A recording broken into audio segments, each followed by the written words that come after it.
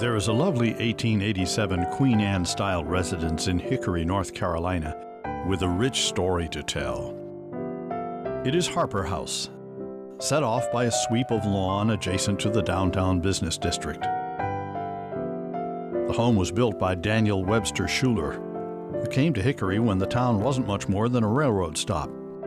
He started a bank, which became successful.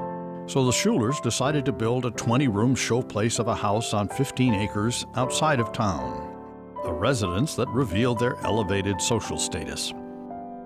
The home is named after a more recent private owner, however, Finley Gwynn Harper Sr., a pioneering local auto dealer and real estate developer who bought the place in 1921. His family lived there for 3 generations, until the home was deeded to the Catawba County Historical Association in 2001 for preservation and renovation.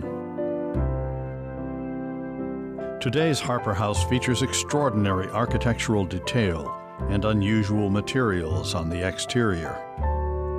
And perhaps most remarkably, an elaborately decorated interior restored to its late 19th century grandeur. Part of that grandeur was evident in the layout of the 3 parlors into which visitors would have been shown. The first one is a music parlor and was the women's parlor. Then there was the men's parlor, which is the next room that you'd have to travel through the women's to get to. And then from there was the grand parlor, which was the family's inner parlor. And if you arrived in that, you were in the close circle of that family, and it was really the more intimate setting. We say that it was you were on your way to becoming an in-law or a very close friend. The Schulers' new home was filled to the ceilings with Victorian luxury, including elegant furnishings, furniture, and fixtures. A winged Mercury perched atop a newel post in the home's entranceway declared in no uncertain terms that this family was learned and well-traveled. And the rest of the house added to that impression, like here in the dining room, which retains one of the 3 chandeliers still in the house that were made by Gwynn Harper Jr. during moments of relaxation away from his law practice. It was an opulent setting in which to live and entertain. Everywhere you glance, there's something to see. Victorians believed, especially in this time frame, that if your eye rested in one given place, they had not succeeded in the interior decoration. You were supposed to constantly have your eye stimulated with visions of beautiful things. And so you have incredible textures of interior. There's beautiful cherry paneling, mantel works, the stained glass windows, the rich drapery. And then you also have this incredible wallpaper. And this was the style of the day, was to have so many different colors and textures incorporated within the room, and the more that you offered in the interior in terms of lavishness, the better. So you have, in some of the rooms in the house, 13 different wallpapers being incorporated into the design in the ceiling, and they're done almost like inlay. And it's just an amazing effect. More modern sentiment suggests that this is Queen Anne style gone mad. But one must also consider that this exuberance was full-bore, up-to-date Victorian-era luxury. It's interesting to note that the Harpers really didn't care for Queen Anne.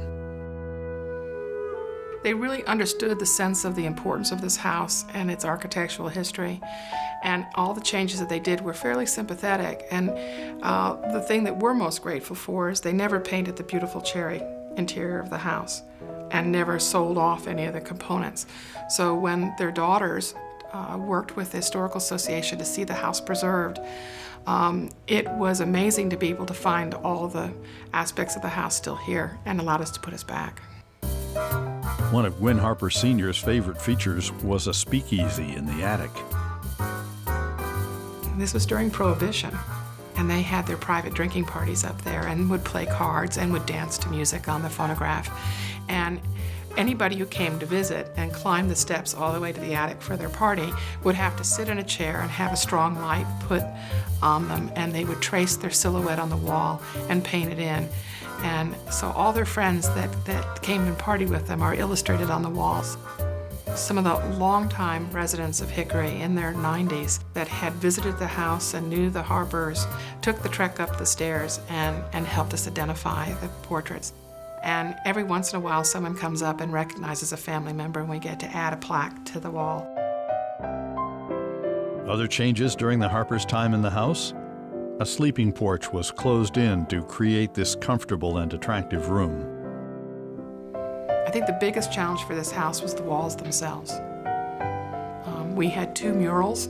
Applications of wallpaper and the peeling off of it over time had really damaged those murals. So they were first cleaned back, photographed, shields were put over them, and then wallpaper so that in the future they could be restored.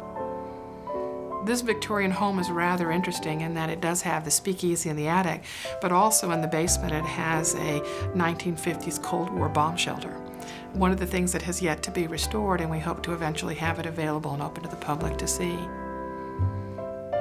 And we still have 2 rooms in the house that we're working on. There's a bedroom, and the central bathroom for the house has not been restored yet. So it's still an ongoing process.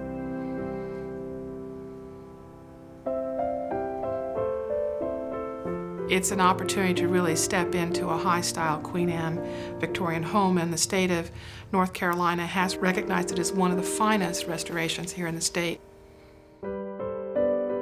Clearly, the Schulers wanted everybody to know where they stood in the social pecking order, so there was a practical aspect to all of this lavishness.